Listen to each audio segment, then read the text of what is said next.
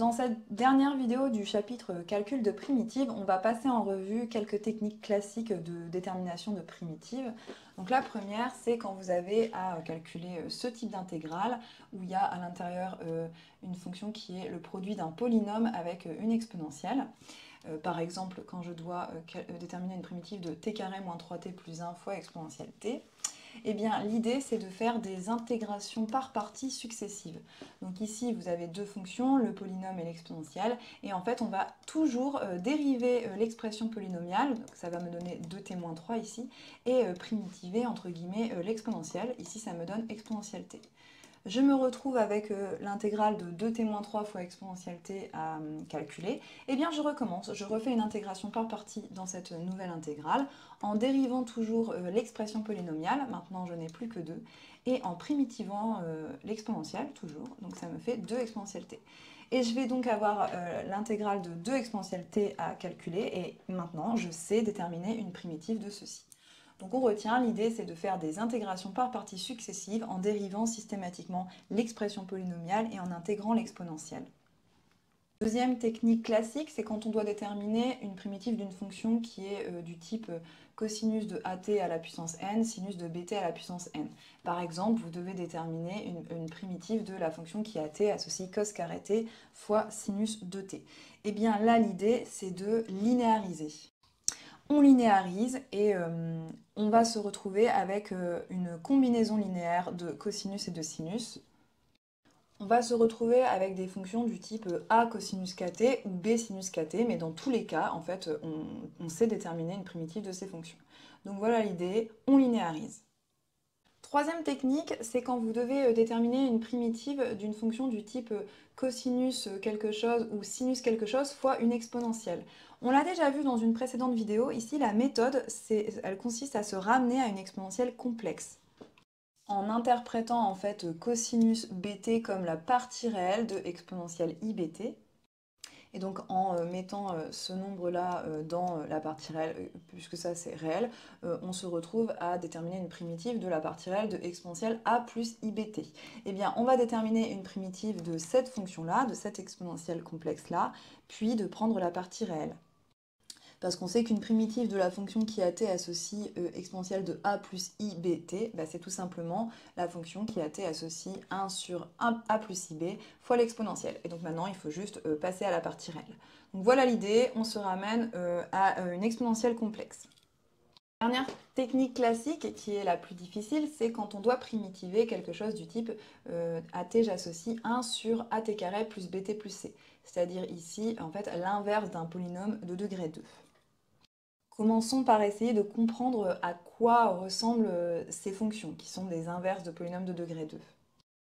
Pour commencer, si je regarde le polynôme lui-même, la fonction qui at associe at carré plus bt plus c, bah, on sait que sa représentation graphique, c'est une parabole orientée vers le haut ou vers le bas, ici on va l'orienter comme ça, qui ne coupe pas l'axe des abscisses dans le cas où le discriminant est strictement négatif, coupe une fois en son minimum ou en son maximum l'axe des abscisses dans le cas où le discriminant est nul et coupe 2 fois l'axe des abscisses dans le cas où le discriminant est strictement positif.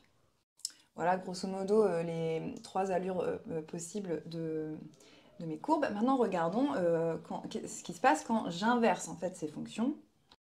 Eh bien, pour la première, ici j'ai une fonction qui est décroissante puis croissante, qui atteint un minimum ici. Eh bien, tout ça va s'inverser quand je passe à l'inverse. Donc je vais avoir une fonction qui va être croissante puis décroissante et qui atteint un maximum à l'endroit où la fonction atteignait son minimum.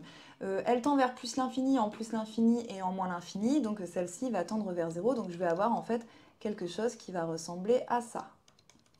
Pour la première, donc dans le cas où le discriminant est strictement positif. Donc voilà ce que je vais chercher à primitiver.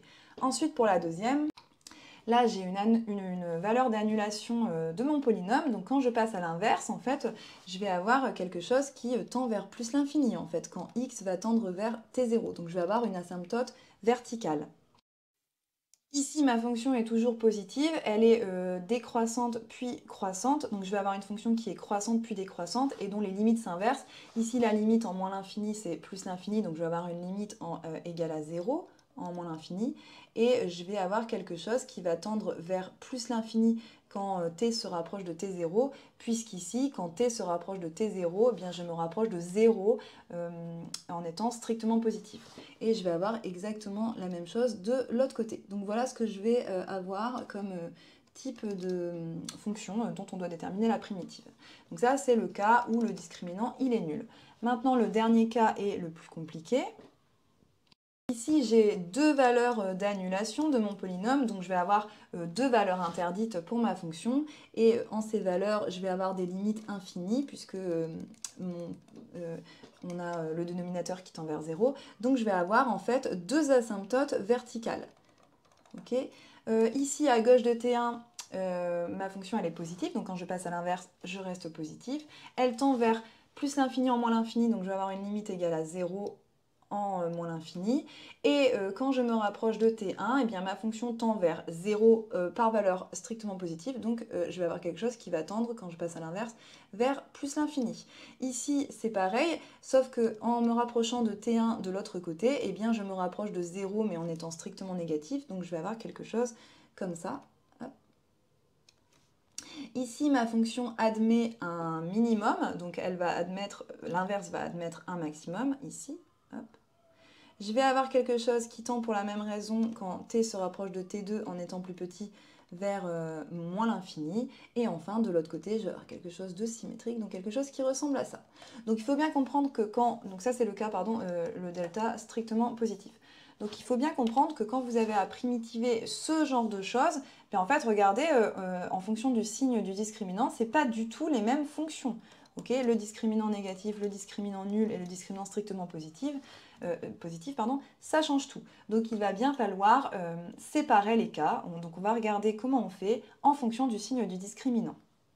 On va donc regarder comment on fait en fonction du signe du discriminant, et on va commencer par en fait ce qui sera le plus simple à primitiver, c'est le cas où le discriminant il est strictement positif.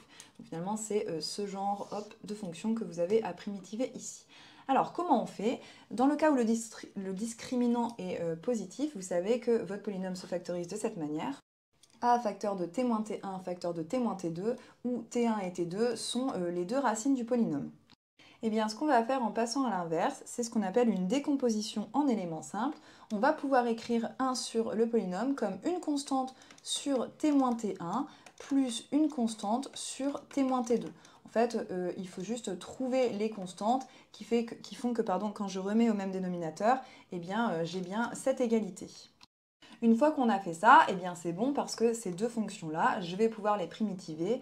Elles vont être du type t donne alpha log de valeur absolue de t-1 plus bêta log de valeur absolue de t-2. Deuxième cas, le cas où le discriminant il est nul, donc si le discriminant il est nul.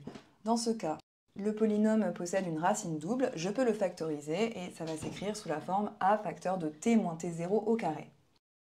Donc quand je passe à l'inverse, j'ai 1 sur at carré plus bt plus c qui est égal à 1 sur a facteur de t moins t0 au carré, et je cherche une primitive de cette fonction.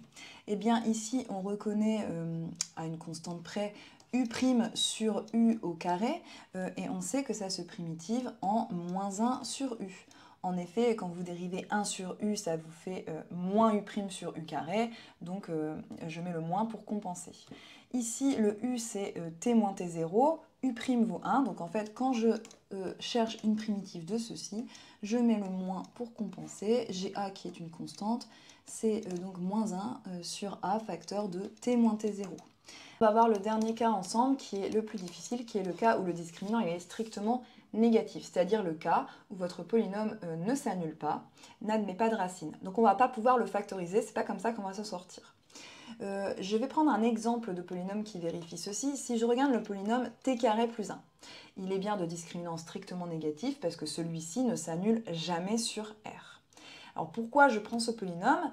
Parce que celui-ci, en fait, je n'ai pas de souci pour trouver une primitive de l'inverse. Pourquoi? Parce que là, je reconnais la dérivée de arctangente. Donc une primitive de 1 sur t carré plus 1, c'est tout simplement la fonction qui a t associe arctangente de t. Ok, donc pour ce polynôme, pas de problème. Eh bien, l'idée dans le cas général, ça va être de transformer cette écriture pour essayer de se ramener à quelque chose qui ressemble à t carré plus 1, pour pouvoir reconnaître une primitive du type arctangente de quelque chose. Okay, et c'est pour ça que la fonction arctangente de toutes les fonctions circulaires réciproques, c'est la plus importante, parce qu'elle va nous permettre de calculer justement les primitives d'inverse de polynômes qui ne s'annulent pas. Alors on y va, on va regarder comment on fait pour transformer ce polynôme afin de reconnaître quelque chose du type quelque chose au carré plus 1. On va commencer par factoriser par a. Voilà ce que j'obtiens. Ici, j'ai du t carré et ici du t. Et je voudrais uniquement quelque chose au carré qui dépend de t. Donc ce que je vais faire, c'est quelque chose qu'on a déjà fait, c'est la mise sous forme canonique. Quand je mets sous forme canonique, j'essaye de reconnaître le début d'une identité remarquable. Donc j'ai quelque chose comme ça. Et j'enlève b carré sur 4a carré pour compenser, pour que l'égalité soit vraie. Ok, alors je vais écrire ça sous cette forme. Là, j'ai juste mis au même dénominateur. J'ai 4ac moins b carré, le tout sur 4a carré. En haut, en fait, je reconnais l'opposé du discriminant. Et ici, j'ai écrit t moins t0 au carré pour alléger les écritures en posant t0 égale moins b sur 2a pour que la notation soit cohérente avec le cas où le discriminant est nul, en fait. Où là, vous avez une racine double qui est moins b sur 2a. Donc si je fais ça... Bien, je peux écrire ça comme ça, avec ce nombre ici, hop, qui est strictement positif. Alors en effet, 4a carré est strictement positif, a est bien sûr non nul, sinon vous n'avez pas un polynôme de degré 2. Et votre discriminant étant strictement négatif, quand je prends son opposé, j'ai quelque chose de strictement positif. Déjà là, on a quelque chose qui ressemble plus à t carré plus 1. J'ai quelque chose en quelque chose au carré plus une constante. Eh bien l'idée, ça va être de mettre en facteur cette constante afin de faire apparaître un 1 ici. Alors notons également pour alléger les notations, je vais noter R égale racine de moins delta sur 2A. Alors j'ai le droit de faire ça puisque delta est strictement négatif, donc moins delta est strictement positif. Je peux considérer la racine carrée. Pourquoi je fais ça? Pour que ceci s'écrive comme t moins t0 au carré plus r au carré. Ainsi, quand je vais faire sortir ce r carré en le mettant en facteur, je vais avoir ici ar carré facteur de t moins t0 sur r en fait au carré plus 1. Okay, donc j'ai posé r égale ça pour que ici je reconnaisse r carré afin de pouvoir l'intégrer à cette expression là en fait. Eh bien, une fois qu'on a réussi à faire ça, eh bien on a gagné. Pourquoi? Parce que si je regarde l'inverse de mon polynôme, eh bien ça me donne 1 sur ar carré, ça c'est une constante, fois 1 sur t moins t0 sur r au carré plus 1. C'est-à-dire quelque chose qui ressemble à 1 sur x carré plus 1 si je pose x égale t moins t0 sur r.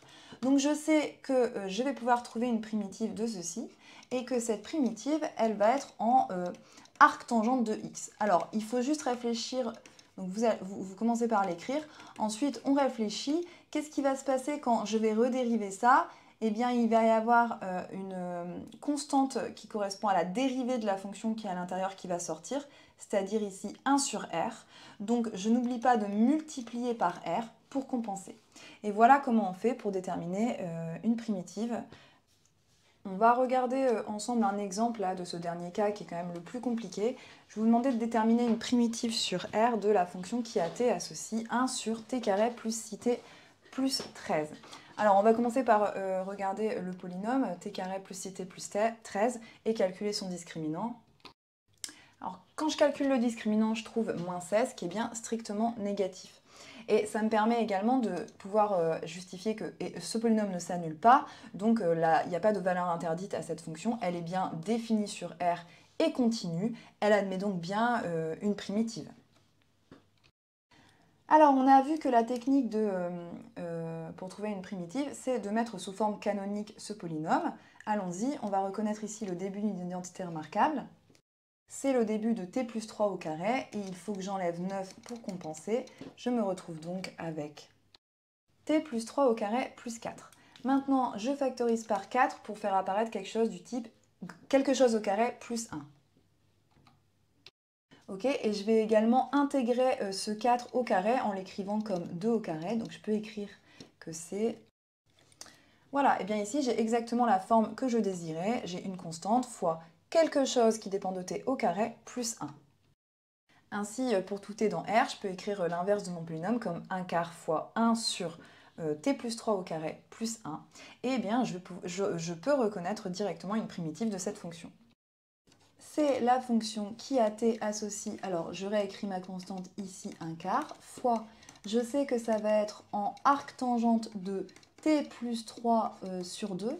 Et maintenant on réfléchit, quand on va dériver arctangente, ici il va y avoir la dérivée de la fonction qui est à l'intérieur qui va sortir, c'est-à-dire 1 demi. Donc je multiplie par 2 pour compenser. Et ça s'écrit plus simplement 1 demi de arctangente t plus 3 sur 2.